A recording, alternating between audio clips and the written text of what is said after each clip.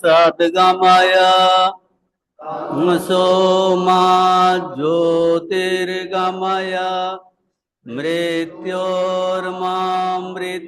गमय। ओम शांति शांति शांति। हरि ओम। परतत्त्वेष्वदालीनो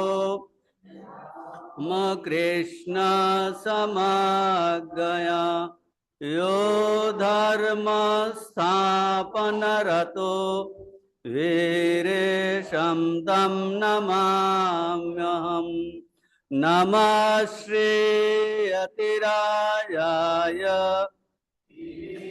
आनन्दसूरये सच्चित्सुखस्वरूपाय स्वामिने तापहारिणे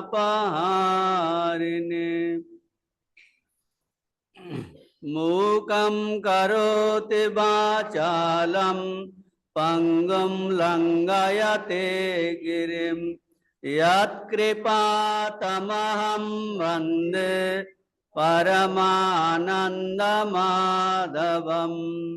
अथ द्वादशोऽध्यायः। अर्जुन उवाच एवं सततयुक्ता ये भक्तास्त्वां पर्युपासते ये चाप्यक्षरमभक्तं तेषां के योगवित्तमाः। श्रीभगवानुवाच मय्यावेश्य मनो ये मां युक्ता उपासते श्रद्धया परयोपेता ते मे युक्ततमामताः। तत्क्षरमनिर्देश्यम् अभक्तं पर्युपासते सर्वत्र ब्रह्मचिन्तं च कुटस्थं अचलं ध्रुवम् संयम्येन्द्रियग्रामं सर्वत्र समबुद्धयः ते प्राप्नुवन्ति मामेव हिते रताः। क्लेशोऽधिकस्तेषाम् तासक्तचेतसाम् अभक्ता हि गतिर्दुःखम् देहवद्भिरवाप्यते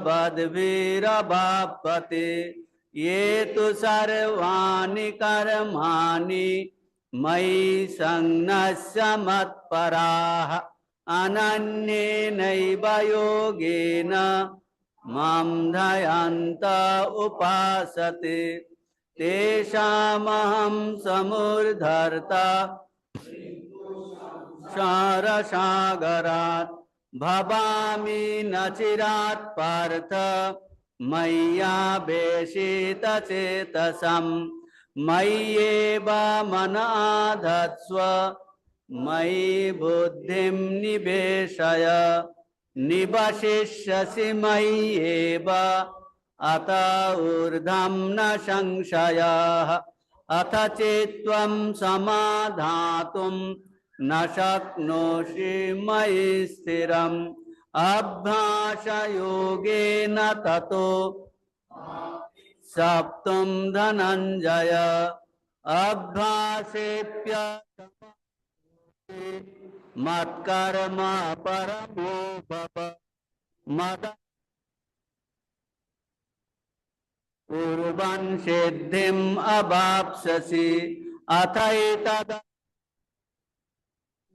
कर्तुं मद्योगमाश्रितः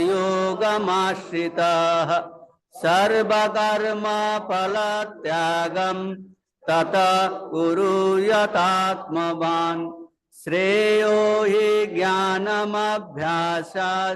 ज्ञानात् ध्यानं विशिष्यते ध्यानात् कर्मफलत्यागः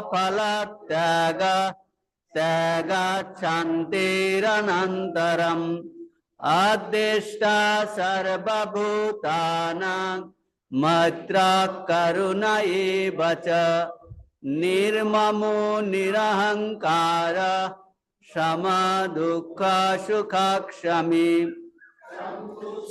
सततं योगी जतात्मा दृढ़निश्चयः मय्यर्पिता मनो बुद्धिर् यो मद्भक्तः समे प्रियः यस्मान्नोद्विजते लोको लोकान्नोद्विजते च जः हर्षामर्षभयोद्वेगैर्मुक्तो यः स च मे प्रियः अनपेक्षा शुचिर्दक्ष हीनो गतव्रतः सर्वारंभ परित्यागी तस्मे प्रियः यो नारिष्यति न द्वेष्टि न शोचति न कांक्षति शुभाशुभ परित्यागी भक्तिमान् स मे प्रियः समः शत्रौ च मित्रे च तथा मानापमानयोः शीतोष्ण सुख दुःखेषु समः संगविवर्जितः तुल्यनिन्दा स्तुतिर्मौनी सन्तुष्टो येन केनचित् अनिकेत स्थिरमतिर्भक्तिमान् मे प्रियो नरः ये तु धर्मामृतमिदं यथोक्तं पर्युपासते श्रद्धाना मत्परमा भक्तास्ते अतीव मे प्रियाः। ओम तत्सदिति श्रीमद्भगवद्गीतासु उपनिषत्सु ब्रह्म विद्यायां योगशास्त्रे श्रीकृष्णार्जुन संवादे योग नाम द्वादशाध्यायः। তো বাড়িতে দ্বাদশ অধ্যায় চ্যান্টিং করছেন কেউ? হ্যাঁ, কে কে চ্যান্টিং করছেন একটু হাত তুলুন তো দেখি তো। এই দ্বাদশ পুরো, হ্যাঁ দ্বাদশ অধ্যায় হোক না, 1 2 3 4 5 6 7 8 9 10 অন্তত দ্বাদশ অধ্যায় হোক। পুরোটা বললে আর অন্তত দিনে একবার না হলে সপ্তাহে একবার অন্তত হোক। ছোট দিয়ে শুরু করা ভালো।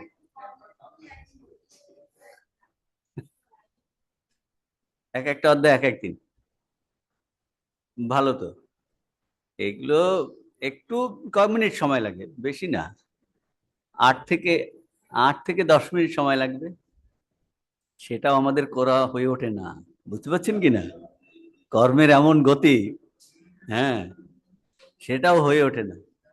সেই জন্য অন্তত ভক্তি রহস্য ক্লাস করার আগে এই ছোট্ট একটা রেজুলেশন নিতে হবে যে একবার অন্তত আমি করে আসবো, তাহলে হ্যাঁ বলতে পারবো। তাহলে তো হ্যাঁ বলা যাবে না।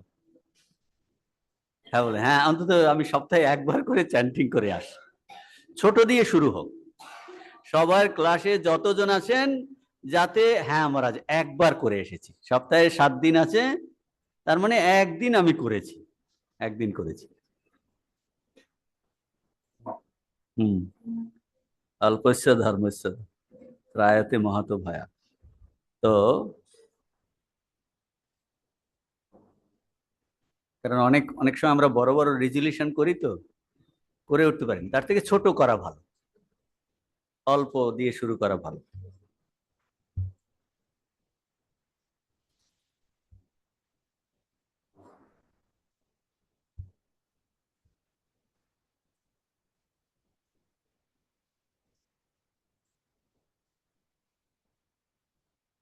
তাহলে আমাদের আলোচ্য বিষয় হলো স্বামীজির ভক্তি রহস্য।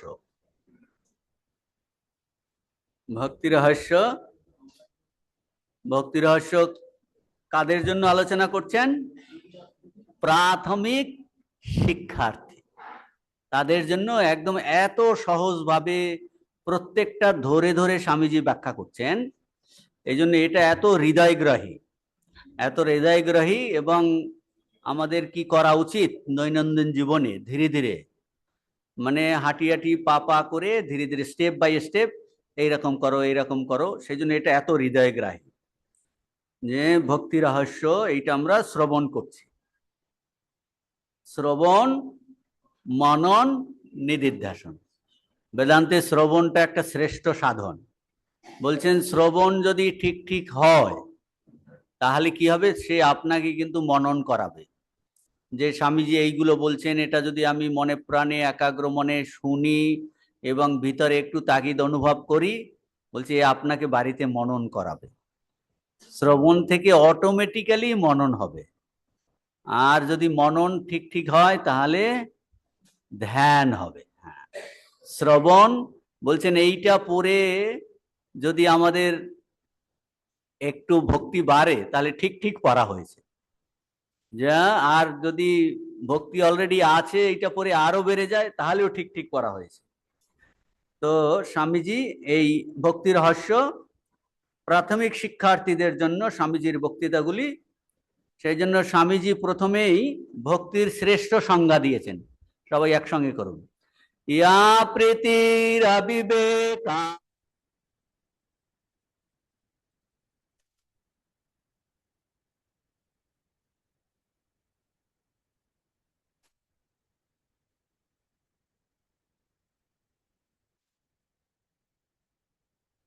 ইয়া প্রীতির অবিবেকা, ইয়া প্রীতির অবিবেকানাম বিষয়েষু অনপায়িনী। অনপায়িনী মানে যার শেষ হয় না। হ্যাঁ, অনপায়িনী। বিষয়েষু অবিবেকীদের যে বিষয়ের জন্য যে টান, যে প্রীতি, যে আকর্ষণ, যা প্রীতির অবিবেকানাম বিষয়েষু অনপায়িনী তাম অনুস বলে তোমার জন্য, তাম মানে তোমার জন্য, তাম অনুস্মর্ত যে আমি যে তোমার কথা চিন্তা করতে চাই, স্বামে সেই রকম টান সেই রকম প্রীতি যেন আমার হৃদয় থেকে যেন কখনো চলে না যায়। অর্থাৎ কিনা আমি মনে প্রাণে একান্ত ভাবে তোমাকে ওই রকম চিন্তা করতে পারি। স্বামীজি বলছেন এইটা এই ভক্তির আমার মতে স্বামীজির মতে শ্রেষ্ঠ সংজ্ঞা দিয়েছেন। উনি এমন বর চেয়েছেন, উনি ভক্তির সংজ্ঞা দেননি, মানে এইটাই শ্রেষ্ঠ সংজ্ঞা হয়ে দাঁড়িয়েছে স্বামীজির। তো এটা বলার পরে তারপর স্বামীজি বলছেন যে যতদিন আমাদের, কারণ আমরা নতুন একটা হেডিং শুরু করতে যাচ্ছি তো সেই জন্য পূর্বের সঙ্গে কানেকশন, সম্বন্ধ। তো যতদিন আমাদের দেহমান তৈরি না হচ্ছে ততদিন আমরা এই ভগবানের জন্য এই প্রীতি বা টান অনুভব করতে পারছি না, যে এখন ফিল করছি না প্রীতি বা টান এইরকম ফিল করছি না। সুতরাং স্বামীজি কি বলেছেন, এই তার সাধন হিসাবে শ্রেষ্ঠ জিনিসগুলো বলছেন। কোথা থেকে? ভক্তির শ্রেষ্ঠ আচার্য ছিলেন রামানুজাচার্য, সেখান থেকে তিনি বেস্ট জিনিসগুলো নিয়েছেন। কিন্তু শ্রেষ্ঠ ভক্তির আচার্য স্বামীজি ভালো জিনিসগুলো নিয়ে, কিন্তু তিনি স্বামীজি নিজের মতো সেগুলো সাধারণ মানুষের জন্য সুন্দর করে ব্যাখ্যা করছেন এবং প্রেজেন্ট কনটেক্সটে কি সেগুলো আলোচনা করছেন, যেখানে যেটা দরকার সেটা অ্যাড করেছেন। আর কি কি সাধন ছিল সেখানে? ওই যে প্রথমে ছিল বিবেক, খাদ্য বিচার, তারপর বিমোখ, বাসনার দাসত্ব মোচন, তারপর ছিল অভ্যাস, তারপর ছিল ক্রিয়া মানে পরের হিত সাধন, তারপর ছিল কল্যাণ, পবিত্রতা, তারপর ছিল অনবচার, ডিপ্রেশনের কোনো কারণ নাই, আর অনুদ্ধর্ষ, অনুদ্ধর্ষ যে হই হই করে বেড়ানো। ডিপ্রেশন মানে একটা প্রফুল্ল ভাব, হাসি খুশি ভাব, তার মানে সবসময় হা হা করলো তাও নয়, অনুদ্ধর্ষ। এই সাধনগুলো বলেছেন প্রাথমিকভাবে নিজেদের তৈরি করার জন্য। এইগুলো অভ্যাস করলে কি হবে, আমাদের মনটা তৈরি হবে। বলছে প্রিপারেশনের পরে, এই মন তৈরি হলে প্রিপারেশনের পরে তারপর বলছেন প্রথম স্টেপ, প্রথম সোপান। প্রথম সোপান কি বলেছিলেন? ব্যাকুলতা, তীব্র ব্যাকুলতা ভগবানের জন্য। ভগবানের জন্য মানে ভগবানকে প্রয়োজন। বলছেন ভগবান অন্য অনেকগুলো আইটেমের মধ্যে একটা আইটেম নয়, অনেক ক্ষেত্রে আছে ভগবান হলো one of the items of many items. আমাদের অনেক জিনিসপত্র আছে, তার মধ্যে একটা আইটেম হলো ভগবান। সেরকম না, ভগবানই হলো শ্রেষ্ঠ, ভগবানই হলো শ্রেষ্ঠ। তা বলছেন ভগবানের প্রয়োজন, অনেক ভগবানের বলছে কত মানুষের ভগবানের প্রয়োজনেই বোধ করে, ভগবান ছাড়া দিব্যি জীবনটা চলে যাচ্ছে। কিন্তু এক শ্রেণীর মানুষ আসে, তাদের ভগবান বলে এইটা একটা চেতনাটা ফিরেছে যে ভগবান বলে বস্তু আছে, তাকে দরকার। তো ভগবানের প্রয়োজন বোধ করা, ভগবানকে চাওয়া, ভগবানের জন্য ভালোবাসা, এইটা ফিল করা। তো মনের যে এই যে দিক দর্শন, মনের যে এইরকম একটা অবস্থা, কি অবস্থা, যে ভগবান এই হলেন সর্বশ্রেষ্ঠ, ভগবান হলেন হাইয়েস্ট, ভগবান এই হলেন লক্ষ্য, জীবন ধারণের উদ্দেশ্য হলো সেই ভগবান লাভ, তাকেই চাই, অন্য কিছু চাই না। নান্য স্পৃহা রঘুপতে, বলছে হে রঘুপতে, আমার আর কোনো স্পৃহা নাই, যে আমার হৃদয়ে অন্য সমস্ত দূর করে তোমার প্রতি যাতে আমার একান্ত ভালোবাসা আসে, সেটা বলছে নাইন্না স্পৃহা। তো ভগবানই হলো হাইয়েস্ট। এইটা স্বামীজি বিভিন্ন ভাবে বিচার বিশ্লেষণ করে আমাদের দেখিয়েছেন। কি দেখিয়েছেন স্বামীজি? জাগতিক ভালোবাসা বলছেন স্টেপ বাই, আমরা একজনকে ভালোবাসি, সেটা হয়ে গেলে তারপর আরেকজনকে ভালোবাসি, কন্টিনিউয়াস এমন এগুলো পরিবর্তন হয়ে যাচ্ছে। মানে স্বামীজি আগের যে টপিকে যে বেকুলতা, এইটা বুঝাতে গিয়ে কেন বেকুলতা, প্রাচ্য আর পাশ্চাত্যদের আইডিয়ালটা কি, এইসব আলোচনা করে সব দেখিয়েছেন যে জাগতিক ভালোবাসা অত্যন্ত ঠুকনো, প্রতি মুহূর্তে চেঞ্জ হয়ে যাচ্ছে। বলছে এটা আমাদের অভিজ্ঞতা থেকেই আমরা বুঝতে পারছি, ছোটবেলাতে যে জিনিস ভালোবাসতাম, যাকে বলেছেন, কন্টিনিউয়াস চেঞ্জ হয়ে যাচ্ছে। তো কন্ট্রাস্টে দেখিয়েছেন, সেই সব কন্ট্রাস্টে দেখিয়েছেন যে ভগবত প্রেম হলো অতি উচ্চ, শুদ্ধ, অতীব শ্রেষ্ঠ জিনিস। এই বিশ্লেষণ করে কি তৈরি করলেন? এই বিশ্লেষণ করে আমাদের মনটা তৈরি করলেন। আমরা অনেক সময় আমরা নিজেরা তো বুঝতে পারি না, তো যারা শ্রেষ্ঠ তারা এরকম, ও হ্যাঁ তাই তো। তখন আমাদের একটা তো নিজস্ব বুদ্ধিও আছে, হ্যাঁ ঠিকই বলেছেন, সব ঠিক, এইরকম একটা ফিলিং হয় যে ঠিকই বলেছেন। তো এইরকম করে আমাদের মনটাকে তৈরি করেছে। তৈরি করেছে কিসের জন্য? ভগবানের জন্য, ভালোবাসার জন্য, ভগবত প্রেমের জন্য। ভগবানকে কেন চাইতে হবে, এইটা স্বামীজি বুঝিয়েছেন। এই হলো দুটো আমরা চ্যাপ্টার, এই দুটো হেডিং আমরা এটা আলোচনা করছি। এখন পরবর্তী স্তরে যা দরকার তা হলো কি, একজন শিক্ষক, একজন গুরু, আচার্য, শিক্ষক, গুরু, আচার্য, দি টিচার অফ স্পিরিচুয়ালিটি। ভোগ কিসের আচার্য? ভক্তির আচার্য। তা যে কোনো শিক্ষক যে কোনো আচার্য নয়, ভক্তির আচার্য। মানে আধ্যাত্মিক গুরু আচার্য, তার মধ্যে ভক্তির আচার্য। না হলে আপনি শ্রেষ্ঠ, তো সে ব্রহ্মসূত্র ব্যাখ্যা করতে পারে, সেও আচার্য, হ্যাঁ, বা যোগের একজন, সে যোগের, কিন্তু ভক্তির আচার্য। হ্যাঁ, তো সেটা বলছেন আচার্য গুরুর প্রয়োজনীয়তা ফিল করতে হবে। কারণ কি, কেন বলছেন? আমরা এখন নিজেদের ইচ্ছা মতো এই পথে এগোতে পারি না। রাজা মহারাজ বলেছেন, আরে যে পকেট কাটতে চায়, তার জন্য গুরুর দরকার, তারও। আর এইরকম শ্রেষ্ঠ বিদ্যার জন্য গুরু দরকার হবে না? হ্যাঁ, প্রথমে গিয়ে কিন্তু পকেট কাটতে পারবে না, বাসে ট্রেনে, এইতে বলছে তার জন্য গুরু। হ্যাঁ, রাজা মহারাজ বলেছেন তো, বলছে তার জন্য গুরু দরকার হয়। তো এই এই শ্রেষ্ঠ বিদ্যার জন্য গুরু দরকার হবে না? তো বলছেন এইটা কারণ, এটার জন্য কেন বলছে, আমরা আধ্যাত্মিক পথে, ধর্ম পথে নিজেরা এগোতে পারি না কেন? আমাদের তো মন আছে, আমরা তো বিচার করতে কেন দেন? বলছে না না, আমাদের মনটা এখন শুদ্ধ হয়নি, এটা মায়াগ্রস্ত মন। ও আজকে একটা বলবে, কালকে আর একটা বলবে, পরশু দিন আর একটা বলবে, পরশু দিন আজকে এখানে একটু চেখে দেখো, এখানে একটু চেখে দেখো, আজকে একটু রাজযোগ করলাম না, কালকে একটু কর্মযোগ করলাম, পরের দিন একটু ভক্তি যোগ করলাম, কত আছে। বলছেন মানে আমাদের মনটা এখন শুদ্ধ নয়, অজ্ঞান মন, মায়াগ্রস্ত মন।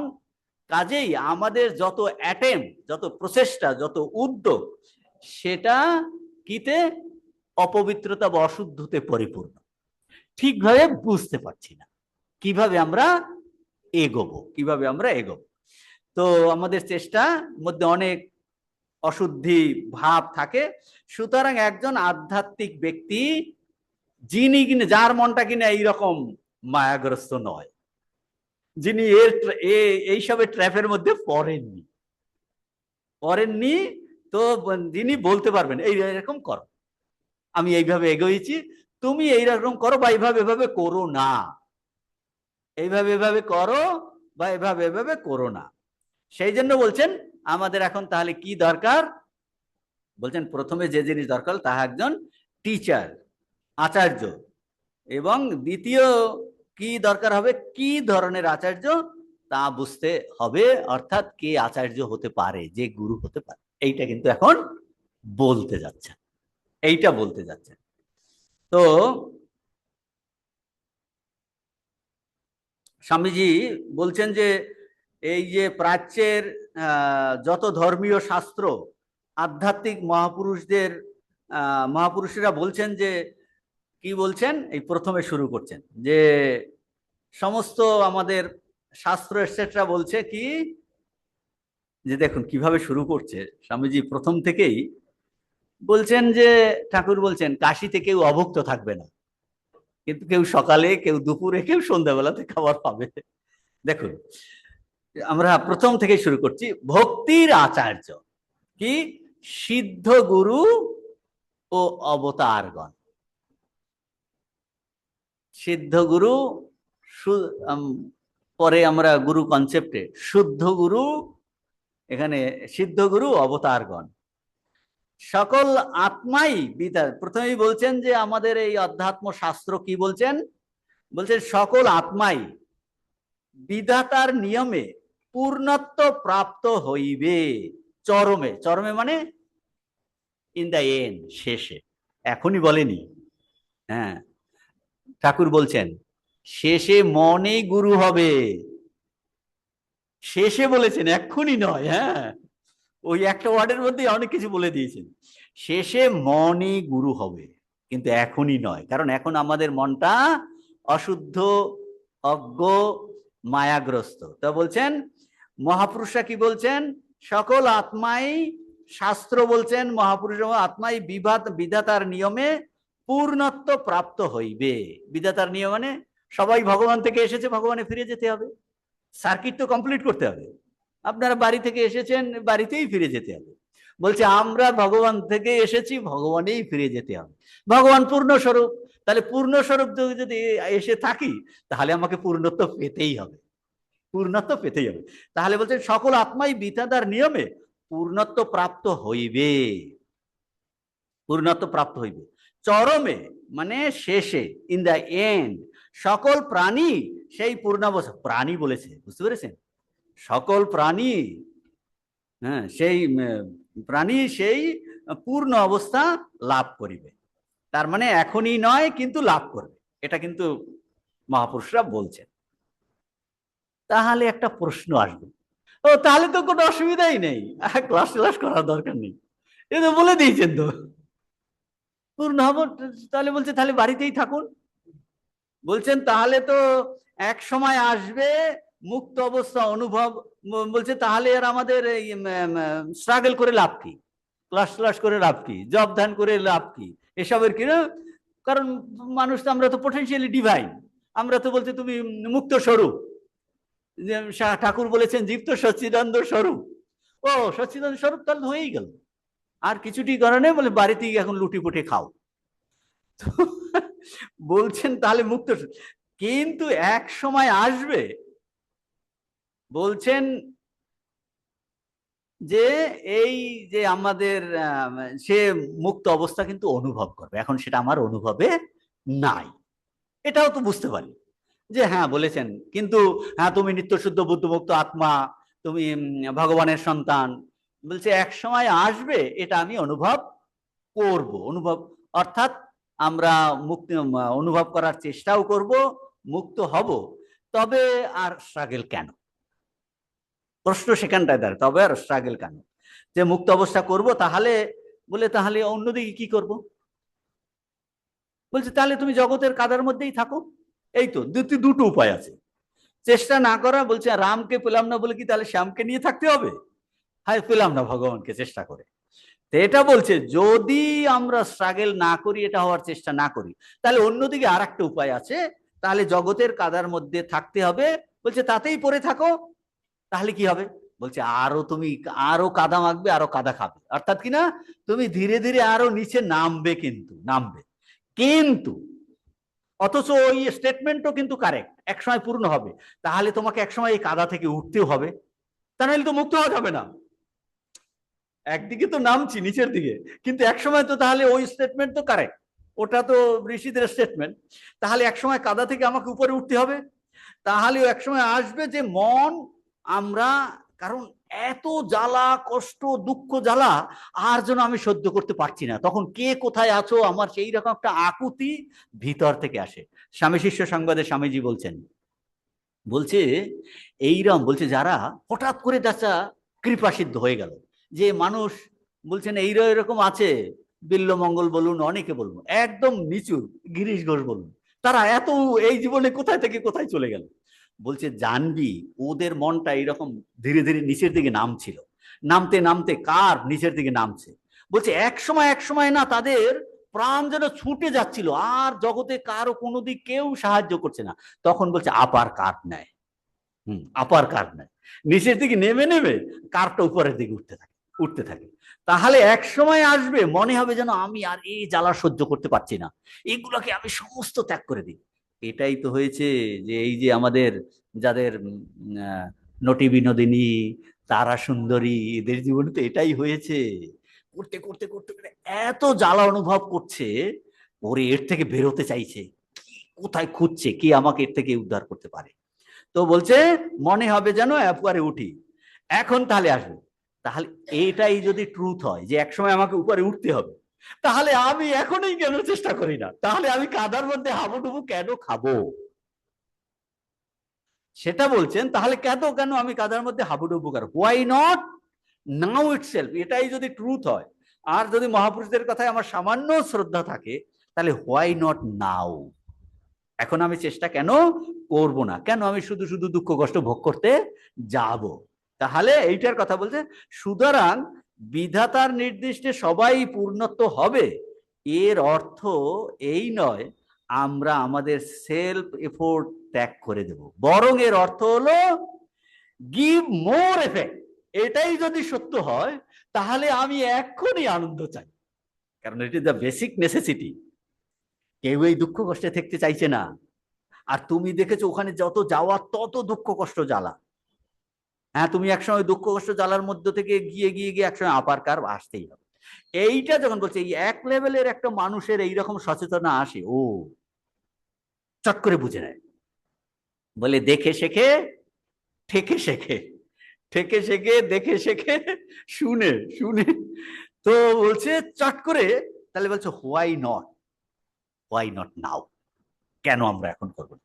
তো এই সেন্টেন্সের যে অতীতে, এখন দেখুন ওই ওটারই বলেছেন, অতীতে আমরা যেভাবে জীবনযাপন করিয়াছি অথবা যেরূপ চিন্তা করিয়াছি, আমাদের বর্তমান অবস্থা তাহারই ফলস্বরূপ। আর এখন যেরূপ কার্য বা চিন্তা করিতেছি, তদ অনুসারে আমাদের ভবিষ্যৎ জীবন গঠিত হইবে।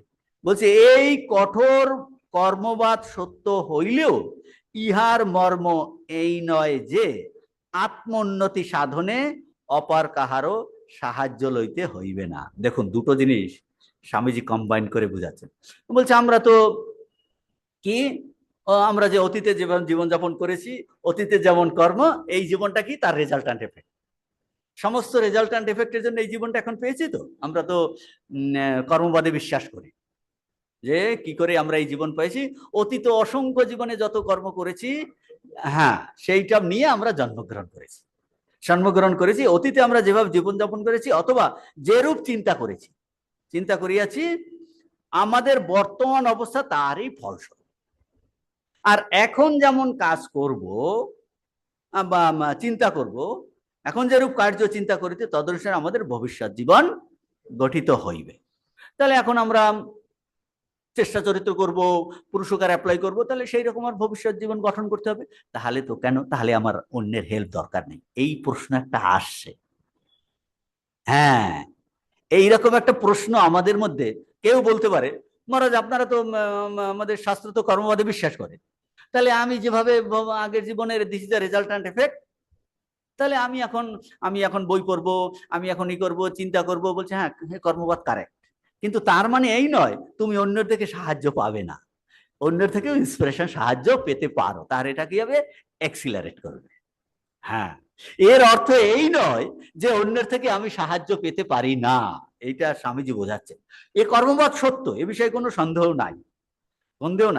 এই কঠোর কর্মবাদ সত্য হইলেও এর অর্থ এই নয় যে আত্মোন্নতি সাধনে কার্ভটা যখন উপরের দিকে যাবে তখন সেই আত্মোন্নতি সাধনে কাহারও সাহায্য, মানে যে আমাকে একটা পুশ দিতে পারে, আমাকে যে স্টেজে আসি সেখান থেকে আমাকে একটু ইগনাইট করে দিতে পারে, একটা উৎসাহ দিতে পারে। বলছে তার অর্থ এই নয় যে আমরা কারো সাহায্য লইতে হইবে না, বরং বলবে অনেক ক্ষেত্রেই এটা দরকার, সে পারছে না একা, একটু তাকে পুশ দিলেই সঙ্গে সঙ্গে সে এগিয়ে যাবে। হ্যাঁ, সঙ্গে সঙ্গে যে এগিয়ে যাবে। আত্মার মধ্যে যে শক্তির স্ফুরণের সম্ভাবনা রহিয়াছে সকল সময় তা অপর আত্মা হইতে শক্তি সঞ্চারের দ্বারাই তাহা জাগ্রত হইয়া থাকে। মানে সেটা চাপা ছিল,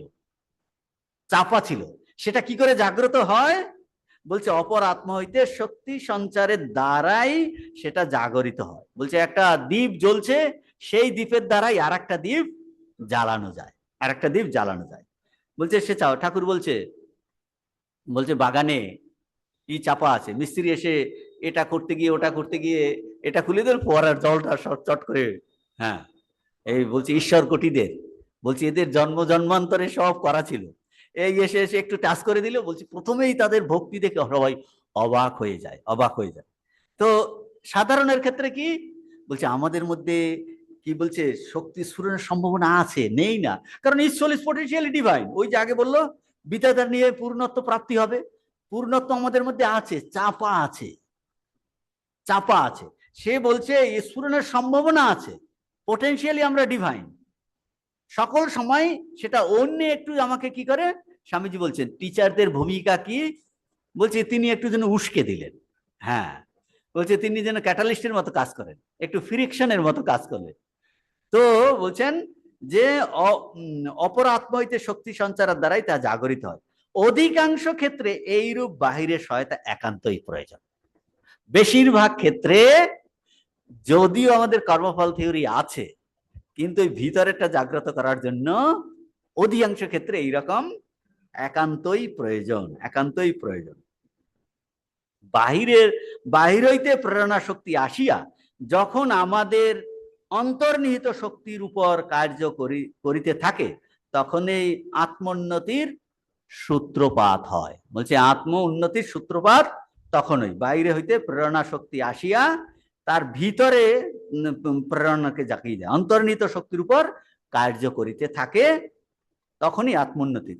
কিরকম? স্বামীজিকে পড়লে বলছে দাঁড়া, কাশিতে তুরিয়ানন্দজি বলছেন না, বলছে তোদের সঙ্গে কথা বলে আমার ঘুম পেয়ে যায়। স্বামীজিকে পড়লে মরা মানুষটা জেগে ওঠে, বলছে দাঁড়াও আমি পরে একটু বলবো, স্বামীজির কথাটা অন্তত শুনে যাই।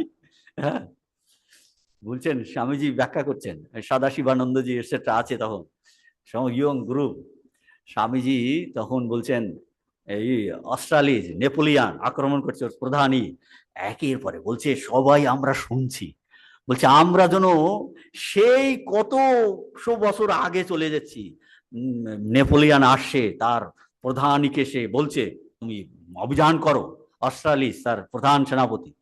বলছে স্বামীজি একের পরে এক ব্যাখ্যা করছে, বলছে আমরা বলছে সে ঘরের যেন একদম পুরো বাতাবরণ পাল্টে গেছে, গরম হয়ে গেছে, আমরা সামনে যেন দেখতে পাচ্ছি।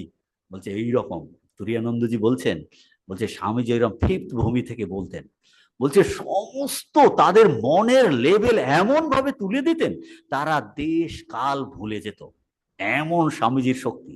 একবার তো মনে হয়েছিল পুরো অডিয়েন্সকে তিনি মুক্ত করে দেবেন। ঠাকুর দেখা দিয়েছিল নরেন করিসনি ধীরে ধীরে কর এটা, হ্যাঁ লন্ডনে দেখা দিয়ে বলছে করিসনি। তখন একবার হয়েছে স্বামীজি এরকম হয়েছে, এত শক্তি তার মধ্যে জাগ্রত হয়েছে, বলছেন যেন সবাইকে তিনি মুক্ত করে দেবেন, কিন্তু স্বামীজি যখন লেকচার বন্ধ করে চলে গেলেন। হ্যাঁ, পরে তাকে জিজ্ঞাসা করা হলো কেন, বলছে এটা বেদান্তের বিরোধী। কেন? বলছে প্রত্যেকে নিজের শক্তিতে জাগ্রত, আমি এটা জোর করে দেওয়াটা ঠিক নয়। হ্যাঁ, জোর করে করে দেওয়াটা। কেউ যদি নিজের ভিতর থেকে এইরকম আগ্রহ উদ্দীপনা না আসে, জোর করে দিলে হবে কি, সে সেটা নিতে পারবে না, তার আরো অপকার হবে। যেমন এগুলো কন্ট্রাস্টে বুঝতে হবে। হ্যাঁ, বলছে 7 মাসের গর্ভ নষ্ট হয়ে গেল, এরকম কথাটা বলছে। ছেলেটার অদৃষ্ট ভালো, কারণ কারণ অবতার পুরুষ সামনে আছে, বলছে উনি ঠাকুর রিপেয়ার করেছেন, তার প্রিয় শিষ্য নরেন একটা ভুল করে ফেলেছে, আমরাই বলি আচ্ছা ঠিক আছে আমি কারেক্ট করে দেবো। ধীরে ধীরে ধীরে ধীরে ধীরে ধীরে ধীরে ধীরে তাকে নর্মালি নিয়ে এসেছে। হুম, বলছে নিজের ই অন্য, সেই জন্য বলছে অনুকরণ, আর একটা আছে হ্যাঁ ইম্পোজিশন, ইম্পোজ করা, নিজের ভাবকে অন্যের দিকে ইম্পোজ করা, আর একটা অনুকরণ। হ্যাঁ, আর সো ইম্পোজিশন আর ইমিটেশন, ইংরেজিতে বলে ইমিটেশন, ইমিটেশন। তো হ্যাঁ, তো এইটা বলছে যে নিজের প্রত্যেকে নিজের ভিতরের শক্তি থেকে ঠিক হতে হবে, সেটা বলছেন। অনেক ক্ষেত্রেই এর একান্ত প্রয়োজন। বাহিরের প্রেরণা শক্তি যে আমাদের অন্তরীণ শক্তির উপর কার্য করিতে থাকে, তখন আত্মোন্নতির সূত্রপাত হয়। বলছে অন্যের থেকে আমরা ইন্সপিরেশন পেতে পারি। স্বামীজি বললেই একটা উৎসাহ, যেন যেন তামস ভাব চলে যাচ্ছে, হবে না কেন, নিশ্চয়ই হবে। স্বামীজি যার প্রতি যার শ্রদ্ধা ভক্তি আছে না, শুনলেই বলে আচ্ছা, এই জন্য স্বামীজিকে পড়তে হয়। এটা পড়ে এমন এমন তার মানে এই তার জন্য ক্যারেক্টার প্রত্যেকটা লাইনের মধ্যে ঢুকিয়ে আছে, প্রত্যেকটা লাইনের মধ্যে এত শক্তি এ নিয়ে বক্তৃতার মধ্যে দিয়েছেন। এখনো বললে মনে হচ্ছে যেন, রোমারোলা বলছে না যে তিনি যখন 30 বছর পরে পড়েছেন, বলছে it is like electric shock, how it was. বলছে তার সামনে লোকেরা যখন শুনতো, কিভাবে মানুষকে তিনি উদ্দীপিত করতেন। এখনো বলতে ইট is like a spreading like electric শক, এত শক্তি তিনি বক্তৃতার মধ্যে দিয়েছেন। বুঝতে পারছেন এখনো মানুষকে কি করে ইন্সপায়ার করছে স্বামীজি। তো বলছেন তাহলে আমাদের এটা দরকার, এটা বলতে বেশিরভাগ ক্ষেত্রে এটা দরকার। আত্মোন্নতির সূত্রপাত হয়, মানুষের ধর্মজীবন আরম্ভ হয়, চরমে মানুষ পরম শুদ্ধ পূর্ণ হইয়া যায়। তারা উন্নতি শুরু করে দেন, বলছে এখন তুমি করতে থাকো, এখন তাই একটা পুশ দিয়ে দিলেন, বলছে এখন তুমি করতে থাকো। হ্যাঁ, তো ইনিশিয়াল একটা টর্ক দরকার হয়, ইনিশিয়াল টর্ক, তা নাহলে ঠিক হয় না। এই জন্য ওই যে জেনারেটর চালায় না, ইনিশিয়াল বুস্টার করে, ইনিশিয়াল টর্ক একটু দেওয়ার পরে নিজের থেকে জেনারেট করে নেবে, নিজের থেকে জেনারেট করে নেবে। সেজন্য ইনিশিয়াল টর্ক বেশিরভাগ ক্ষেত্রেই দরকার হয়। এইটা বোঝালেন প্রথম প্যারাগ্রাফ, প্রথম প্যারাগ্রাফে এইটা বোঝান। তো হুম, এখন বলছেন আর একটা জিনিস, নেক্সট প্যারাগ্রাফে বলছেন এইটা কিন্তু গ্রন্থ থেকে পাওয়া যায় না। বলছেন বাহিরে, বাহির হইতে যে শক্তি আসার কথা বলা হইল, উহা গ্রন্থ হইতে পাওয়া যায় না। এখন আমরা বলছি না আমরা তো গ্রন্থ থেকেও পাচ্ছি, হ্যাঁ পাওয়া যাচ্ছে, কিন্তু আলটিমেটলি শুধু স্বামীজির বই, শুধু কথামৃত, লীলা প্রসঙ্গ পড়েই হয় না। হ্যাঁ, এটাও বুঝতে হবে। আমরা অনেক সময় বুঝতে পারি না, আমরা আমি সব গীতা মুখস্থ করে ফেলেছি, লীলা প্রসঙ্গ পড়ে ফেলেছি, তারপর এই স্বামীজির সমস্ত কমপ্লিট হবে, তাহলে তো আমি তো ধার্মিক, এর একটা বোধ আসে, ফলস আইডিয়া আসে, এটা ব্যাখ্যা করছেন এখানে। হ্যাঁ, একটা উৎসাহ উদ্দীপনা আসে বই কি, এ বিষয়ে সন্দেহ নাই, আসে। তো এইটা বলছেন বাহির হইতে যে শক্তি আসার কথা বলা হইল, উহা গ্রন্থ হইতে পাওয়া যায় না। এক আত্মা অপর আত্মা হইতেই শক্তি লাভ করিতে পারে, অন্য কিছু হইতে নয়, অন্য কিছু হইতে। এখন সবগুলোরই এক্সেপশন আছে। স্বামী অশোকানন্দজি, অশোকানন্দজির আপনারা পড়েছেন, অনেকে হয়তো জানে না। অশোকানন্দজি দেখছেন স্বামীজি তাকে যেন শক্তি ঢেলে দিয়েছেন। তো এখন তো তার দীক্ষার জন্য সে মহাপুরুষ মহারাজের কাছে বলছে তোমার দীক্ষা হয়ে গেছে। হ্যাঁ, দীক্ষা হয়ে গেছে কিভাবে, স্বয়ং স্বামী দিয়েছেন। তো এরকম এক্সেপশন কেস আছে যে যেসব ক্ষেত্রে তারা হয়তো স্বপ্নেতেই দীক্ষা পেয়ে গেছেন, স্বপ্নেতেই দীক্ষা পেয়ে গেছেন, গুরু পেয়েছে, এরকম এক্সেপশন কেস যে নেই তা না, সেই জন্য বলছে বেশিরভাগ ক্ষেত্রে এটা কিন্তু জীবন্ত একজনের থেকে ওই ইন্সপিরেশন আসতে হবে। হ্যাঁ, বলছে এক আত্মা অপর আত্মা হইতে শক্তি লাভ করিতে পারে, অন্য কিছু হইতে নয়। আমরা সারা জীবন বই পড়িতে পারি, খুব বুদ্ধিমান হইয়া উঠিতে পারি, কিন্তু পরিণামে দেখিব আমাদের আধ্যাত্মিক উন্নতি কিছুমাত্র হয় নাই। বলছে শুধু বই পড়লেই হবে না, বুদ্ধি খুব উন্নত বিকশিত হইলেই যে সঙ্গে সঙ্গে তদনুযায়ী আধ্যাত্মিক উন্নতি হইবে তাহার কোনো যুক্তি নাই, তাহার কোনো যুক্তি নাই। বরং আমরা প্রায় প্রত্যয় দেখিতে পাই বুদ্ধির যতটা উন্নতি হইয়াছে আত্মার সেইরূপ অবনতি ঘটিয়াছে। বলছে বুদ্ধি ও হই এমন একটা ফলস ইমপ্রেশন আমাদের মধ্যে আসে, আমি তো আধ্যাত্মিক, আমি তো ধার্মিক, কারণ অনেক পরে বুদ্ধিটা শার্প আছে, কিন্তু হৃদয়ের বিকাশ হয়নি। সেজন্য বড় বড় ইন্টেলেকচুয়াল সে এতই, কিন্তু ঠাকুর বলেছে না শকুনি অনেক উপরে উঠে কিন্তু ভাগারে মন পড়ে আছে। খুবই পাণ্ডিত্য, সে এমন ব্যাখ্যা করবে কিন্তু তার মনটা কিন্তু উনি সাধারণ। হ্যাঁ, তো বলছেন মানুষ ভুল করে বলছে ভাবে যে সে বুদ্ধিমান, সে খুব ধার্মিক, মানে তাকে সেই জন্য সাধন ভজনে আর মন দেয় না। ইন্টেলেকচুয়ালি বুদ্ধির এমন একটা আছে, নিজস্ব মেকানিজম, ও ভাবে যে তুমি ধার্মিক, আর তার জন্য যে এইরকম সাধন ভজন করতে হবে, সিনসিয়ারলি এগুলো করতে হবে, সেই দিকে। সেই জন্য অনেক সময় দেখা যায় আধ্যাত্মিক জীবনে শুধু আমরা পড়েই যাচ্ছি। কি বলছি বুঝতে পেরেছি? পড়াটাই যেন আধ্যাত্মিক জীবন না, বলছে না, ইট ইজ সামথিং এলস, হৃদয়ের বিকাশ হয় না। হ্যাঁ, তার জন্য ভগবানের প্রতি যে আকর্ষণ, তার জন্য যে ভালোবাসা, তার জন্য যে ব্যাকুলতা, সেগুলো আসেনি, বুদ্ধির বিকাশ হয়েছে। বুদ্ধিটা এমনি সেকুলার নলেজে সে ভালো বুঝতে পারে, এটাও সে এই সব শ্লোক এটসেট্রা, সেই জন্য না মেধায়া না বহুনা শ্রুতে না নায়ম আত্মা প্রবচনে না লভ্য ন মেধায়া না বহুনা শ্রুতে না ইয়মে বৈশা পরিণুতে তে না লভ্য। তো এর মানে এই নয়, তার মানে এই নয় যে এখানে বই পড়তে বারণ করেননি, বই তো অবশ্যই এগুলো পড়া নিশ্চয়ই, কথামৃত এই বই আমরা তো পড়বই, কিন্তু বলছে শুধু বই পড়ে হবে না। হ্যাঁ, এইটা এখানটায় বলছেন ধর্মগ্রন্থ পড়া ছেড়ে দেওয়ার জন্য বলছেন না, শুধু পড়লে হবে না, তার সঙ্গে ওই যে প্রাথমিক প্রিপারেশন দরকার, তারপর বেকুলতা দরকার, এবং গুরুর প্রয়োজন আছে, টিচারের প্রয়োজন আছে, এটা স্বামীজি বোঝাচ্ছেন। তার নির্দেশ অনুযায়ী তোমাকে এগোতে হবে। এখন বুদ্ধির প্রখরতার জন্য আমি নিজেকে যেরকম ধার্মিক আধ্যাত্মিক মনে করছি, সেটা যে নেহাত ভুল, সেই ভুলটাও ভাঙতে হবে, এটা বোঝাচ্ছে। আধ্যাত্মিক উন্নতির মাপকাঠি খুব সাধারণভাবেই বলছে তোমার ধীরে ধীরে বাসনা কমবে, ভগবানের জন্য ভালোবাসা আসবে, দিন দিন আমরা নিঃস্বার্থ হব, পবিত্র হব। প্র্যাকটিক্যালি যদি বুঝতে চান, দর্শন হচ্ছে বলছে না ওইসব না, ভগবান হুম করে এসে গেল অমুক হলো না, কিচ্ছু না। কি হবে? নিজের মনটা শুদ্ধ হবে, পবিত্র হবে, তার বাসনা দিন দিন কমবে, ভগবানের প্রতি ভালোবাসা আসবে, নিঃস্বার্থ হব। হ্যাঁ, এইগুলো হলো লক্ষণ। হ্যাঁ, এই জন্য স্বামীজির সমস্ত যদি করা যায়, এই জন্য ক্যারেক্টার ফরমেশন প্রথমে বলেছে।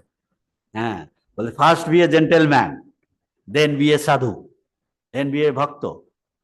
ঠিক ঠিক একজন মানুষ হওয়া। হ্যাঁ, তো বলছেন কি, হ্যাঁ, ও আধ্যাত্মিক এই যে এখানটায় বলছেন গ্রন্থ পাঠ করিতে করিতে কখনো ভ্রমবশত, গ্রন্থ পাঠ করিতে করিতে কখনো ভ্রমবশত আমরা মনে করি ও হইতে আধ্যাত্মিক সহায়তা পাইতেছি, কিন্তু যদি অন্তর বিশ্লেষণ করিয়া দেখি, রিয়েলি যদি আমি ভাবি নিজের মধ্যে যে আমার স্বার্থ বুদ্ধি গেছে কিনা, চালাকি বুদ্ধি গেছে কিনা, কপটতা গেছে কিনা, বলছে বিশ্লেষণ করিয়া দেখি তবে বুঝিব উহাতে আমার বুদ্ধি কিছুটা সাহায্য পাইয়াছে, আত্মার কিছু হয়নি, ভগবানের জন্য ফিল করছি না, অন্যের জন্য ফিল করছি না, অন্যের জন্য দুঃখ, তাতে হৃদয়টা কাঁদছে না। হ্যাঁ, ইন্টেলেকচুয়ালি এত হাই কিন্তু হার্ড হার্টেড। হ্যাঁ, বলছেন আত্মার কিছু হয় নাই, এই জন্যই প্রায় আমরা প্রায় সকলেই ধর্ম সম্বন্ধে সুন্দর সুন্দর বক্তৃতা দিতে পারি, অথচ ধর্ম অনুযায়ী জীবনযাপনের সময় অনুভব করি আমাদের শোচনীয় অক্ষমতা, অর্থাৎ কিনা সেইগুলো ভিতরে ঢোকেনি, ভিতরে যায়নি, শুধু আমরা উচ্চারণ করেছি, শুধু আমরা উচ্চারণ করেছি। সেই জন্য বলছেন শুধু উচ্চারণ করেছি, ভিতরে ঢোকেনি। সেই জন্য বলছেন ওই ধর্ম অনুযায়ী জীবনযাপনের সময় অনুভব করি আমাদের শোচনীয় অক্ষমতা। আগ্রহ নেই জব ধ্যানে, জব করতে পারছি না, ভাল লাগছে না, ভাল লাগছে না, শোচনীয় অক্ষমতা। হ্যাঁ, বসতে ইচ্ছা করছে না, একটু বসে মনে হচ্ছে যেন কাঠি দিয়ে তুলে দিচ্ছে, উঠে পড়ি, হ্যাঁ, গিয়ে মোবাইল দেখি, গিয়ে টিভি খুলে বসি। কি বলছি বুঝেছেন? তো বলছেন নিজেদের শোচনীয় অক্ষমতা আমরা ফিল করি, অন্তত এটা বোঝাটাও তো বুঝতে হবে। অনেক সময় নিজেকে ওই বলে না শাক দিয়ে মাছ ঢাকে, হ্যাঁ না না ঠিকই আছে, বলে না না এটা বোঝো ভগবানকে নিয়ে না কেউ নেই, না ভগবানকে নিয়ে থাকবো, চিন্তা করে দেখি না তিনি একান্ত আপনার, ঠাকুরের কথা চিন্তা করি, মায়ের কথা চিন্তা করি, কি ব্যাপারটা, কেউ নেই তো কি হয়েছে, লোডশেডিং হয়ে গেল, দিনের পর দিন কারেন্ট নাই, 1 ঘন্টা লোডশেডিং, কি করবেন? চিৎকার হাউতাস করবেন? বলছি তাহলে চিন্তা করো ভগবানকে, ভগবানের কথা চিন্তা করো। হ্যাঁ, তো বলছেন যে ইহার কারণ এই আমাদের সতী, ইহার কারণ বলছেন স্বামীজি, আধ্যাত্মিক উদ্দীপনার জন্য বাহির হইতে যে শক্তি প্রয়োজন পুস্তক হইতে তাহা পাওয়া যায় না। আত্মাকে জাগ্রত করিতে হইলে অপর এক আত্মা হইতে শক্তি সঞ্চারিত হওয়া একান্ত আবশ্যক, একান্ত আবশ্যক। বলছেন এইগুলো বই পড়ে ইন্সপিরেশন পাবো, তারপরে কি করব? অনেক বই পড়লাম কিন্তু ভিতরের খিদে মিটবে না, মিটবে না। বলছে তার মানে জীবন তো কারোর কাছ থেকে চাই, সে যেভাবে বলবে সেইভাবে আমাকে ধীরে ধীরে, অনেক সময় না না আমি তো শ্রেষ্ঠ ব্যক্তি, এই সামান্য জব দিয়ে আমি শুরু করবো, জব আবার এটা কি হবে? ইন্টেলেকচুয়াল এইরকম একটা হয়, বুঝতে পারছেন? আমি আমার জব করব, আমি তো বিচার করছি তো কি, মানে বুদ্ধি এমন, ও নিজেকে একটু বড় দেখাতে চায়, এই তো সাধারণ সাধারণ জিনিস, আমি আবার কি জব টপ করবো, আবার সবাই গুরু করছে আমাকেও গুরু করতে হবে। হ্যাঁ, স্বামীজি বলছে মুস্টাস বেবিজ, ইউ আর মুস্টাস বেবিজ, কোথায় বলেছে? কলম্বো টলমার্সি ম্যাড্রাস লেকচারে বলেছে। বলছে অনেকেই আধ্যাত্মিক ক্ষেত্রে শিশু, কিছু জানে না, শিক্ষিত বড় বড় ডিগ্রি আছে কিন্তু আধ্যাত্মিক ক্ষেত্রে একদম ভালো। হ্যাঁ, বলে মুস্টাস বেবিজ, স্বামীজি বলছেন মোচওয়ালা সব, বলছে মুস্টাস বেবিজ, কিছু জানে না, প্রথম থেকে পাঠ নিতে হবে, এটা বলছেন। হ্যাঁ, তো তার কথা এখানটা বলছেন এই, অর্থাৎ কি না এইরকম গুরুর প্রয়োজন আছে আধ্যাত্মিক, বাইরের জগতে যেমন প্রয়োজন আছে এই ক্ষেত্রেও সেই রকম প্রয়োজন আছে, সেই রকম প্রয়োজন আছে। হ্যাঁ, স্বামীজি প্রাণপণ কত জায়গায় কতজনের কাছে গেছে, কতজনের কাছে গেছে, যে তিনি সমস্ত পড়া হয়ে গেছে ফিলোসফি এটসেট্রা, ফিল করছিলেন এমন একজন লোক যে বলতে পারবে হ্যাঁ আমি এটা রিয়েলাইজ করেছি, এরকম তার আকাঙ্ক্ষাটা এইরকম ছিল, এইরকম আকাঙ্ক্ষা ছিল যে একজন বলতে পারবে, এর কাছে যাচ্ছেন, ওর কাছে যাচ্ছেন, ওর কাছে যাচ্ছেন, যে বলতে পারবে। তো এইটার প্রয়োজনীয়তা বোঝায়। তার মানে এই নাম ধর্ম পুস্তক পড়বো না, ক্লাস করবো না, এটা বলেন, বলেছে এগুলো করো, কিন্তু this is not enough, this is not enough, এটাও বুঝতে হবে। যদি সত্যিকারে আমরা আধ্যাত্মিক উন্নতি চাই, ওই গোল পর্যন্ত যেতে চাই, পূর্ণত্ব প্রাপ্ত হতে চাই, প্রাপ্ত হতে চাই, তখন তার কথা বলছি। এখন তাহলে সে কে? হ্যাঁ, কোনটা বলছেন? এখন এক দিক দিয়ে এক, আর অন্য দিক দিয়ে একটু বলতে গেলে, বেশি ডেপতে গেলে একটু তফাৎও আছে। সবাই আমি তো ধর্মজীবন যাপন করছি, আমি মন্দিরে গেলাম, ভেট দিয়ে এসলাম, অমুক করলাম তমুক করলাম, আমি তো ধর্মজীবন যাপন করছি, কিছু ডোনেশন দিয়ে এলাম, অমুক সময় কাজ হলে, আমি তো খারাপ চুরি বাটপারি কিছু করছি না, আমি ধর্মজীবনেই যাপন করছি, তাই না? ধর্ম অর্থ কাম হোক শুধু বলেছেন, ধর্ম মানে ভালো কর্ম, ধর্ম মানে কর্ম, মীমাংসা করবো, ধর্ম মানে কর্ম, ভালো কর্ম কি করবে? আমি ধর্মজীবন করে ভালো ভালো পুণ্য কর্ম করব, স্বর্গে যাব। এটা তো ধর্মজীবন, তো ধর্মজীবন। কিন্তু আধ্যাত্মিক জীবন, যে কিনা সত্যি এই ধর্মজীবনের মাধ্যমে আরো ডেপথে ঢুকে যেতে গিয়ে ধর্মজীবনের সত্য কিছু আছে নাকি এইটাকে যে উপলব্ধি করতে চায়, সেই হলো আধ্যাত্মিক। হ্যাঁ, আধ্যাত্ম উপাসনা, যে মুক্তি পেতে চায়। কারণ ধর্মজীবন তো অনেকেই যাপন করছে, বলছে আমি তো দুষ্ট জীবন যাপন করছি না, আমি তো ধর্মজীবনই যাপন করছি। তার মানে ওভারঅল ভাবে সবাই ধার্মিক, তার মধ্যে আবার আধ্যাত্মিক সত্যিকারে অনুভবের স্পৃহা যার মধ্যে জেগেছে। হ্যাঁ, জেগেছে। তো তাহলে কাকে বলা হবে যে এই যে বললে একজন জীবন্ত এই থেকে এই শক্তির যে প্রেরণা আসে, যে আত্মা হইতে এই শক্তি সঞ্চারিত হয় তাকে বলে গুরু। তাহলে গুরুকে বলছে এই যে আত্ম জাগরণ আমাদের মধ্যে পোটেনশিয়ালি যে স্ফুরণ, শক্তির স্ফুরণের সম্ভাবনা আছে, বলছে যে ওইটাকে জাগাতে পারে, যে আত্মা হইতে এই শক্তি সঞ্চারিত হয় তাকে বলে গুরু বলে। এবং যার মধ্যে সঞ্চারিত হয়, যাহাতে সঞ্চারিত হয় তাকে শিষ্য বলে, তাকে বলে শিষ্য।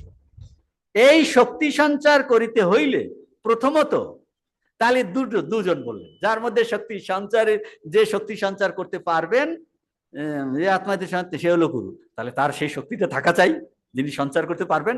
এইটা এখন বলছেন, এখন বুঝাচ্ছেন। বলছেন এই শক্তি সঞ্চার করিতে হইলে প্রথমত যাহার নিকট হইতে শক্তি আসিবে তাহার সঞ্চার করিবার মতো শক্তি থাকা আবশ্যক। বলছে তার এই শক্তি থাকতে হবে। আর দ্বিতীয়ত কি, যিনি নেবেন, হ্যাঁ, যিনি নেবেন, যাহাতে সঞ্চারিত হইবে তাহার উহা গ্রহণ করিবার মতো শক্তি থাকা আবশ্যক। বলছে আপনি তামাক খেতে চাইছে, তো আগুন আনতে যাবে, কাগজ পেলো, কাগজ নিয়ে গেল, আগুনের কলকি নিয়ে আসছে, জ্বলন্ত কয়লা, ওইটার উপর দিচ্ছে, সে তো ওটা থেকে পড়ে যাবে ভর্তি। বলছে কলসিটা ভর্তি আছে, এখনো তাকে আরো জল দিলে উপচেই পড়বে, ভিতরে কিছু ঢুকছে না। সেই জন্য বলছেন কি, বলছেন শক্তি সঞ্চারে তাহাকে গ্রহণ করিবার শক্তি থাকা চাই, অর্থাৎ গ্রহণ করিবার মতো আগ্রহ, সেই রকম বেকুলতা, সেই রকম তো থাকা চাই, তা নাহলে কে গ্রহণ করবে? তার মানে দুটোর কথাই বলছেন। বলছেন বীজ যেমন সজীব হওয়া দরকার, সেই রকম ক্ষেত্র প্রস্তুত হওয়া দরকার। দুটোই হতে হবে, দুটোই দরকার। বলছেন যে বীজ যেমন সজীব হওয়া আবশ্যক, ক্ষেত্র সুকৃষ্ট হওয়া চাই। এবং যেখানেই দুইটি শর্ত পূর্ণ হইয়াছে সেখানেই ধর্মের অপূর্ব বিকাশ হইয়া থাকে। এ একতরফা হবে না, ধর্মের অপূর্ব বিকাশ হবে, সেইটা বোঝাচ্ছেন। আশ্চর্য বক্তা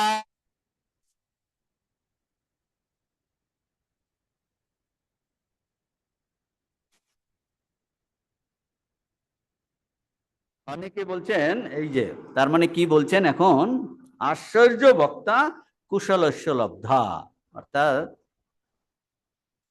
যিনি ধর্মের যে বক্তা বলতে যিনি এই শক্তি সঞ্চার করতে পারবেন, তার কি অলৌকিক গুণসম্পন্ন হওয়া উচিত। ওই যে দেখুন, অলৌকিক কথা আনলেই সবসময় সঙ্গে সঙ্গে মনে করতে হবে কি, স্বামীজির হিন্দু ধর্ম শ্রী রামকৃষ্ণ, ওই যে সূক্ষ্ম যোগজ শক্তি গ্রাহ্য, ওই শক্তি তার মধ্যে জাগরিত হয়, এর মাধ্যমে সে অলৌকিকতাগুলো সত্যকে উপলব্ধি করেন।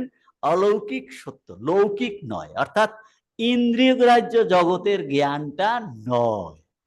সামথিং অলৌকিক মানে অতীন্দ্রিয়। হ্যাঁ, অলৌকিক গুণ সম্পন্ন হওয়া, আর শ্রোতাও তদ্রূপ। তার মানে কি, এই যিনি এই যে গুরু যার কথা বলছেন, তার যে বোধ, সেই বোধ আমাদের সাধারণ মানুষের বোধ থেকে সম্পূর্ণ আলাদা। দেখতেই মানুষের মতো, আমাদের বোধ থেকে তার বোধ আলাদা। সেই জন্য বলছি এটা রেয়ার, আশ্চর্য মানে কশিত। আর আর প্রকৃত শিষ্য সেও আশ্চর্য কেন বলছে, সে এত গ্রহণশীল, তার মনটা এত তৈরি মন, এত উঁচু মন, যে উঁচু জিনিস নেওয়ার জন্য তৈরি হয়ে নিতে পারবে। কুশল বলছে, কুশল, তার মনটাও তৈরি হয়ে আছে, নেওয়ার জন্য উঁচি আছে, নিতে পারবে। সুতরাং সেও অন্য সাধারণ মানুষ থেকে আলাদা, এইটা বলছে কুশল। সে সাধারণ মানুষ থেকে আলাদা।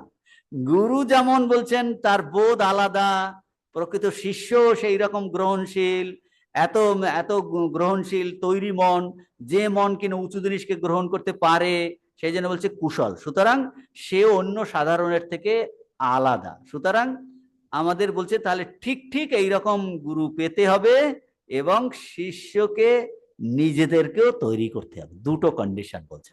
বলছে এই দুটো কন্ডিশন যখন ফুলফিল হয়, বলছে সেখানে আশ্চর্য এই বলছে ওয়ান্ডারফুল ধর্মের অপূর্ব বিকাশ হইয়া থাকে, অপূর্ব বিকাশ হয়। কি সুন্দর বোঝাচ্ছেন স্বামীজি এখন। আর যখন প্রকৃতপক্ষে উভয় অলৌকিক গুণ সম্পন্ন এবং অসাধারণ প্রকৃতির হন, কেউই সাধারণ নয়, বলছে তার যেমন গ্রহণশীল মন, উঁচু জিনিস অসাধারণ প্রকৃতির হন, তখন এই চমৎকার আধ্যাত্মিক বিকাশ দেখা যায়, নতুবা নয়। এইরূপ ব্যক্তি যথার্থ গুরু এবং ওইরূপ ব্যক্তি যথার্থ শিষ্য। অপরে ধর্ম লইয়া ছেলে খেলা করিতেছে মাত্র, তাহাদের ধর্ম সম্বন্ধে একটু জানিবার চেষ্টা, একটু সামান্য কৌতূহল হইয়াছে মাত্র, কিন্তু তাহারা এখনো ধর্মের বহিঃসীমায় দাঁড়াইয়া আছে। মানে কালেক্টিং ইনফরমেশন, সামান্য কৌতূহল, যে ধর্ম কি বলেছে, এই শাস্ত্র কি বলেছে, ওইটা কি বলেছে, বিভিন্ন কালেক্টিং, বলছে একটু কৌতূহল মাত্র, কৌতূহল মাত্র হয়েছে। বলছে ধর্মের বহিঃসীমায়, মানে সে তার কথা বলছেন, এখনো ভিতরে সীমাতে আসেনি, ভিতরে ঢোকেনি। এখন স্বামীজি বলছে তাহলে এটার কি প্রয়োজন নাই? বলছেন না, অবশ্যই ইহারও কিছু মূল্য আছে। বলছেন এটারও মূল্য আছে, এটারও মূল্য আছে। সময় সবই হইয়া থাকে। স্বামীজি ঠাকুর বলছেন আরে বীজটা পুতলেই কি সঙ্গে সঙ্গে বড় গাছ হয়? বীজটা পুতলো, তাতে জল দেওয়া হলো, ই করলো, ধীরে ধীরে ও বাড়ছে, ফুলছে, তারপর ধীরে ধীরে অঙ্কুর হচ্ছে। বলছে একদিনেই কি বড় গাছ হয়? ধীরে ধীরে। বলছে এরও কিন্তু, তখন বলছেন এরও কিন্তু, বলছে ইহারও মূল্য আছে। সময় সবসময় হয়, তার মানে কি? বলছে ডোন্ট বি হারি, ডোন্ট বি ডিপ্রেসড। ডিপ্রেশন হওয়ার কিছু নেই, হতাশ হওয়ার কিছু নয়। আর তাড়াতাড়ি হয়ে গেলে একবারে আমার বেকুলতা হচ্ছে না কেন, আমি এক্ষুনি ভগবান লাভ করতে চাইছি, একটা ছুরি পেলাম এক্ষুনি আমি ঠাকুরের মতো করে ফেলবো, আমি তাহলে জীবনটা এক্ষুনি শেষ করে দেবো। বলছি এটা তার বেকুলতা আসেনি, ছুরি দেখালেই তোমার কাছে ভগবান হুর হুর করে সামনে নেমে আসবে নাকি? হুম হাম করলেই। হ্যাঁ, এই যে ইয়ে বলেছে, কে ঠাকুরের কাছে এসেছিল, ওই যে যার নাম কি নাম, হ্যাঁ কালীগঞ্জ কি না, হ্যাঁ, যে একের একবার নাম রেখেছিল, না না কালী না, আরে সে বললো না ওর ছেলের নাম রেখেছে এইরকম। স্বামীজি তার বাড়িতে, নামটা মনে পড়ছে না, তার বাড়িতে গেছিলেন স্বামীজি। সে খুব বড় দেখে, দেখি কারোর নাম মনে পড়েনি। স্বামীজি বাড়িতে আলমারিতে বই ভর্তি। স্বামীজি একটা বই বার করেছেন, বই বার করে দেখছি সমস্ত বই, বলছে সমস্ত পড়া হয়ে গেছে। বই বার করে দেখছি পেজ গুলোই কাটা হয়নি, পেজ গুলোই কাটানি। বলছে ঠিক পেজ, বলছে জানো কি ভাইয়া, আমার থেকে না অনেকে বই নিয়ে যায়, আমি সেইগুলো রিপ্লেস করে নতুন বই কিনে রেখেছি। মানে এত সব দেখানো, দেখানো, বলছে সেই জন্য দিয়ে যায় না, নতুন বই কিনে রেখেছি। বলছে আপনার মতো কি হুম হাম করলেই ভগবান সুরসুর করে নেমে আসবেন নাকি? স্বামীজিও তো একদম খোন্তা মারা তো। তো বলছেন দেখুন, হ্যাঁ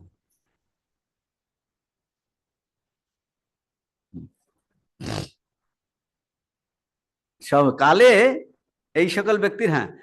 আর তার মানে ডিসহার্টেন হওয়ার কিছু নেই, কালে হবে, কালে হবে। তো কন্টিনিউ ডু প্র্যাকটিস, কালে হবে। সকল ব্যক্তির হৃদয়ে যথার্থ ধর্মবিষয় জাগ্রত হইতে পারে এটার দ্বারা, সেই জন্য ডিসহার্টেন। আর প্রকৃতির ইহা অতি রহস্যময় নিয়ম যে ক্ষেত্র প্রস্তুত হইলে বীজ আসিবেই আসিবে। জীবাত্মার যখন ধর্মের প্রয়োজন হইবে, তখন ধর্ম শক্তি সঞ্চারক গুরু অবশ্যই আসিবেন। কথায় বলে যে পাপী পরিত্রাকে খুঁজিতেছে, পরিত্রাও খুঁজিয়া গিয়া সেই পাপীকে উদ্ধার করেন। এই দেখুন, এর প্রত্যেকটা সেন্টেন্সের প্রচন্ড গরম হলে না, আরে লোক হাঁসফাঁস করছে, তখন ঝড় হয় কি না? হ্যাঁ, প্রচন্ড হচ্ছে, আরে তখন ঝড়, একদিকে যখন ভ্যাকুয়াম হয়ে যায়, অন্যদিকে হাওয়া ছুটে আসে কি না? হ্যাঁ, হাওয়া ছুটে আসে। সেরকম বলছে এটা প্রকৃতির নিয়ম। প্রকৃতির নিয়মেই বলছে, তাহলে প্রকৃতির নিয়মেই এরকম, যদি ক্ষেত্র প্রস্তুত হইয়া থাকে, বলছেন বীজ অবশ্যই আসিবে। জীবাত্মার যখন ধর্মের প্রয়োজন হইবে, বলছে ধর্মশক্তি সঞ্চারক গুরু অবশ্যই আসিবেন। সেই জন্য বলছে যে পাপী, পাপী মানে এখানে সাধক, যে পাপী পরিত্রাকে খুঁজিতেছে। এখন যদি গিরিশ ঘোষকে পাপী ভাবেন, সাধকই ভাবেন, ও পরিত্রাকে খুঁজছে তো। হ্যাঁ, পরিত্রাকে খুঁজিতেছে, পরিত্রাও খুঁজিয়া গিয়া সেই পাপীকে উদ্ধার করেন, অর্থাৎ সেই সাধককে উদ্ধার করেন। এটা একটা স্বামীজির নিয়ম বলছেন। মানেটা কি? মানেটা হলো এইরকম, মানে ধরুন আমরা সাধক, এখন আমরা সাধারণ সাধন জীবন করছি, বইপত্র পড়লাম না, আমার এই আধ্যাত্মিক পথে নিদর্শনের জন্য আমার একজন গুরুর প্রয়োজন, আচার্য প্রয়োজন, গুরুর প্রয়োজন, তো অনুভব করছি এবং তাকে আমি খুঁজছি। কোথাও এরকম শুনছি যে এরকম আমার দরকার, অনেকের থেকে শুনলাম, আমিও ফিল করছি যে খুঁজছি। অন্যদিকে, অন্যদিকে কি, এই জগতে এমন কিছু মহাপুরুষরা সবসময় আছেন। স্বামীজি বলেছেন জগৎ কখনো মহাপুরুষ থেকে শূন্য হবে না, থাকবেই থাকবে, তা নাহলে ব্যালেন্স হারিয়ে ফেলবে, বলে জগৎ ধ্বংস হয়ে যাবে। সব জিনিসই আছে, ভালো মন্দ সব সময়তেই আছে। বলছে জগৎও এ মহাপুরুষ থেকে কখনো বিচ্যুত হবে না, শূন্য থাকবেই থাকবে। তাহলে অন্যদিকে যে জগতে এমন কিছু মহাপুরুষরা আসেন যারা কিনা এই পূর্ণ পূর্ণতাকে অনুভব করেছে, বসে আছে। বলছেন তারা অনুভব করেছেন, আর ভগবানও, ভগবানের এমন তিনি জগতে ধর্ম দান করতে চান। তিনিও চান জগৎ লোকে এই ধর্ম সম্পর্কে, তার সম্পর্কে জানুক, এই সত্যটা তাকে জানুক, তিনি চান। তিনিও চান যাতে এই জগৎকে ধর্ম দান করতে চান, গ্লানি দূর করতে চান। আর ওই অলরেডি জগতে, তার সৃষ্ট জগতে ওই রকম মহাপুরুষরা ওই রকম ধর্ম নিয়ে বসে আছে, এইরকম অনুভব নিয়ে তারা বসে আছে। আর ভগবান কি করেন, বলছে তার মধ্যে এইরকম প্রেরণা দেন, প্রেরণা দেন যাতে তিনি ঘুরে ঘুরে বা এক জায়গায় বসে তিনি কি ওই মানুষের কল্যাণ করেন, এইটা তার মধ্যে এইরকম প্রেরণা দেন। বলছে ভগবানের এমনই, তিনি ধর্ম দান করতে চান, আর জগতে এইরকম মহাপুরুষ অলরেডি আছে যাদের মধ্যে এইরকম যারা পূর্ণ হয়ে বসে আছে। এখন ভগবান তার মধ্যে ইন্সপিরেশন দেন, জেনে তিনি ঘুরে ঘুরে এই ধর্ম অকাতরে দান করেন। বলছেন ঘুরে ঘুরে বেরিয়ে মানুষের কল্যাণ করেন। তারা দেখে তাদের খুব কষ্ট হয় যে মানুষ এত কষ্ট আছে, এইরকম একটা আনন্দের খনি আসে। বলছে এইটা হলো, এইটা ঠাকুর উদাহরণ দ্বারা বোঝাচ্ছেন। ওই যে তিনজন বন্ধু মিলে এক জায়গায় যাচ্ছিল, হঠাৎ করে শুনছে মাঠের মধ্যে এক জায়গাতে দেখছেন ঘেরা, সেখান থেকে এত আনন্দের গান সেটা এত আসে, একজন বন্ধু কোথা থেকে একটা জোগাড় করে, তা আনন্দে আর যাকে টিকতে পারলো না, ওখানে লাভ দিল গেল। দ্বিতীয় বন্ধুটাও, যে সে আর একজন বন্ধু, সে ওইটা উঠে উঠে তারপর উঠে একবার এদিকে তাকালো, একবার এদিকে তাকিয়ে ওর মধ্যে আবার লাফিয়ে গেল। তৃতীয় বন্ধু, ও তৃতীয় উঠে বলছে এত আনন্দের জায়গা এরা তো জানে না। ও আস্তে আস্তে ওখান থেকে নেমে এসে বলছে ভাই এদিকে এসো, এদিকে সবাইকে বলছে এদিকে এসো এসো এসো, এইরকম আনন্দের একটা জায়গা আছে। এরা হলেন অবতার। বলছে তৃতীয় বন্ধুর এই যে মানুষকে জানানোর যে এর কোনো কারণ খুঁজে পাওয়া যায় না। বলছে ঠাকুরের প্রতিটা কথা, প্রতিটা উপদেশ, প্রতি তার হাঁটা চলা মানুষের লোকের কল্যাণের জন্য। বলছে এটা তাদের মধ্যে, বলে এর কোনো হেতু খুঁজে পাওয়া যায় না। বলছেন ওই তৃতীয় বন্ধুর, ও বলছে এইটা আমি একা ভোগ করব, কেউ আছে আমটি খেয়ে বুঝে বলছে এই করে, আর একজনে কেটে কেটে অন্যদিকে খাওয়ায়। বলছে দেখো, বলছে এইটা দেখাচ্ছে অবতার পুরুষ তিনি। বলছে নরেন, সি তুই এত হীন বুদ্ধি হবে, see it is below your dignity, তুই বিশাল হবি, বিশাল, কি তো সামান্য জিনিস, নিজে তুই সমাধিতে থাকবি, এটা তো খুবই সামান্য জিনিস, এর থেকে আরো বিশাল বড় আছে। তুই তো বলিস জো কুছ হ্যায় তুই হ্যায়, যে চোখ বুঝলে ভগবান আছে। আমরা চোখ বুঝে জপ টপ করি তো। দেখুন এটা পুরো আরো হায়ার সে, বলে চোখ খুললেও ভগবান আছে, এরকম কেউ বলেনি। সমস্ত আধ্যাত্মিক আর ঋষিরা, মুনি ঋষিরা সব অন্ধকার করে সুরঙ্গের মধ্যে সব ধ্যান করছে কিনা, একের পরে ধ্যান, মানে স্বামী ধ্যান করছে, সবাই ধ্যান করছে। তার মানে চোখ বুঝে ধ্যান করতে বারণ করেনি। দেখাচ্ছে শুধু বুঝে ধ্যান করাটাই একটা নয়, এর ভগবান থাকলে খোলা অবস্থাতেও আছে, ভগবান চোখ খোলা অবস্থাতে আছে, এবং সেটা অনুভব করা যায়।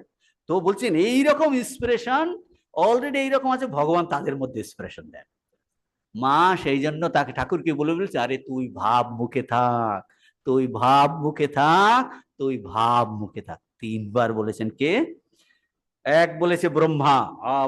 ব্রহ্মা বলেছে ওই যে দক্ষিণেশ্বরে, ওই যে ওখানে দেখেছেন কিনা কুঠি বাড়িতে, ওই যে মেঝেতে, হ্যাঁ, ওই ব্রহ্মা বলছে তুই ভাব মুখে।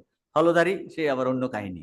তো তারপর আবার রতির মার বেশে আবার ওই সন্দেহ আসছিল, হরতারি ঠাকুরকে অনেক সন্দেহ করতো। তো ওই ঘটের পুজোর ঘটের পাশ দিয়ে উকি মেরে বলছে তুই ভাব মুখে থাক। তারপরে আবার তোতাপুরি যখন চলে গেছে, বলছে ভিতর থেকে তিনি চিন্তা করেন ভাব মুখে দেয়। অর্থাৎ অবতার পুরুষের আসার উদ্দেশ্য ওখানটায় বলছেন। কি উদ্দেশ্য? যে সে সমাধিতে ডুবে থাকলে লোকের কল্যাণ হবে না। হ্যাঁ, মা বলছেন, ঠাকুর বলছেন, এক তো তোর ব্রহ্ম জ্ঞান আমি চাই না, আমি ভক্তদের সঙ্গে কথা বলবো। তো অলরেডি তাদের মধ্যে ইন্সপিরেশন দেন মানুষের কল্যাণ করার জন্য। সুতরাং তিনি শিষ্য খুঁজে বেড়ান, সে উপযুক্ত, বলছে এত সম্পদ আছে, খুঁজে বেড়াচ্ছে কাকে দেবে। এইটাই তো ঠাকুরের হয়েছে। এক সময় মাকে পাওয়ার জন্য যার তীব্র ব্যাকুলতা, 12 বছর বেশি তার সাধনা, সেই ঠাকুর এখন কুঠির উপরে উঠে, ওরে তোরা কে কোথায় আছিস, তোরা এখানটায়। চিন্তা করে দেখুন, ওই দিকে যাওয়ার জন্য তার তীব্র, তার থেকে আরো ব্যাকুলতা। বলছে এই সম্পদটা দিয়ে যেতে হবে। হ্যাঁ, বলছে তিনিও শিষ্য খুঁজে বেড়ান, এই যে এইটা বলেছে, ঠাকুরের জীবন থেকে বলছেন, নিজের জীবন অভিজ্ঞতা থেকে বলছে। বলছে এইরকম তিনি শিষ্য খুঁজে বেড়ান। বলতে সবাই দেখছি কলাইয়ের ডালের খদ্দের নরেনকে ঠকছে, তুই বললি তোর বাবা আছে, ওই খুঁজে খুঁজে একজনকেই পেয়েছে। বলছে গলায় ধরে বলছে তোমাকে যেতে হবে। বলছেন এই এই সম্পদ বিলিয়ে দেওয়ার জন্য। তো ঈশ্বরের নিয়ম যে এই রকম, যে যে তিনি জ্ঞান দান করে তিনি কৃতার্থ ফিল করেন, জ্ঞান দান করে তিনি কৃতার্থ। ঠাকুর বলছে যদি সাগু খেয়েও একজন মানুষের উপকার হয়, তাহলেও জানবো যে জীবনটা বৃথা যায়নি। স্বামীজি বলেছেন একটা কুকুর পর্যন্ত যতদিন অভুক্ত থাকবে, আমার ততদিন কাজ হবে তাদের জন্য তাকে দেওয়া। বলছে আমি এখনো, বলছে আমি এই মরে শরীরটাকে ফেলে দেব, কিন্তু যতদিন না পর্যন্ত মানুষ সেই ঈশ্বরের সঙ্গে একাত্ম হচ্ছে, ততদিন আমি তাদের ইন্সপায়ার করতে থাকবো। স্বামীজির ইন্সপিরেশন এখনো কাজ করছে, আমি সবাইকে ইন্সপায়ার করতে যাব। ওম পূর্ণমদঃ পূর্ণমিদং পূর্ণাৎ পূর্ণমুদচ্যতে পূর্ণস্য পূর্ণমাদায় পূর্ণমেবাবশিষ্যতে।